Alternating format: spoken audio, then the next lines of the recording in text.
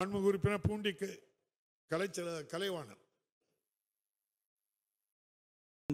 மாண்புமிகு பேரவைத் தலைவர் அவர்களே, திருவாரூர் சட்டமன்ற தொகுதியை உள்ளடக்கிய கொரடாச்சேரியில் 110/33 துணை மின் நிலையம் அமைப்பதற்கு இடம் இலவசமாக வழங்கப்பட்டுள்ள சூழ்நிலையில் 2 ஆண்டு காலமாக தொடர்ந்து இந்த கோரிக்கையை வைத்து வருகிறோம். தொடர்ந்து அங்கு ஆயிரக்கணக்கான ஆழ்துளை கிணறுகள் மூலம் விவசாயிகள் பயன்பெறும் அந்த கொரடாச்சேரி பகுதிக்கு துணை மின் நிலையம் அமைத்து தருவாரா என்று தங்கள் வாயிலாக அமைச்சர் அவர்களை கேட்டு அமர்கிறேன். மாண்புமிகு அமைச்சர்.